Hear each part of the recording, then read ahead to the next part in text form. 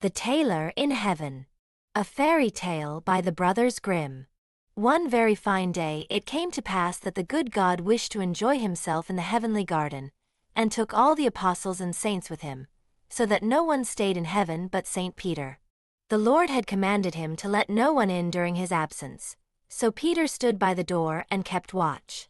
Before long someone knocked.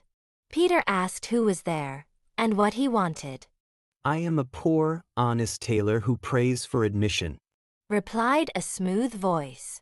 "Honest indeed," said Peter. "like the thief on the gallows. Thou hast been light-fingered and hast snipped folks' clothes away. Thou wilt not get into heaven. The Lord hath forbidden me to let anyone in while he is out." "Come, do be merciful," cried the tailor. "Little scraps which fall off the table of their own accord are not stolen, and are not worth speaking about. Look, I am lame, and have blisters on my feet with walking here. I cannot possibly turn back again. Only let me in, and I will do all the rough work. I will carry the children, and wash their clothes, and wash and clean the benches on which they have been playing, and patch all their torn clothes." St. Peter let himself be moved by pity, and opened the door of heaven just wide enough for the lame tailor to slip his lean body in. He was forced to sit down in a corner behind the door, and was to stay quietly and peaceably there, in order that the Lord, when he returned, might not observe him and be angry. The tailor obeyed, but once when St. Peter went outside the door, he got up, and full of curiosity, went round about into every corner of heaven, and inspected the arrangement of every place. At length he came to a spot where many beautiful and delightful chairs were standing, and in the midst was a seat all of gold which was set with shining jewels.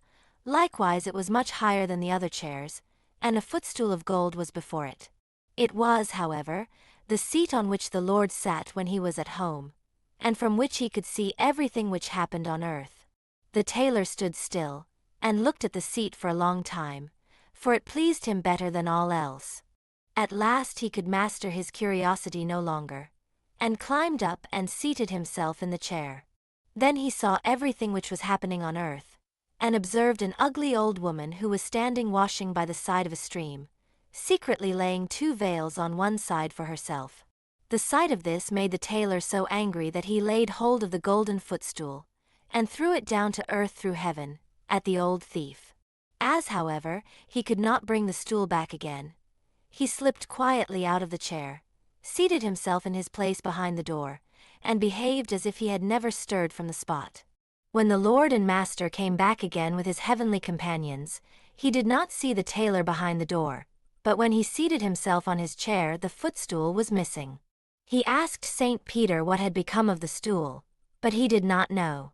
Then he asked if he had let anyone come in. "I know of no one who has been here," answered Peter, "but a lame tailor, who is still sitting behind the door." Then the Lord had the tailor brought before him, and asked him if he had taken away the stool, and where he had put it.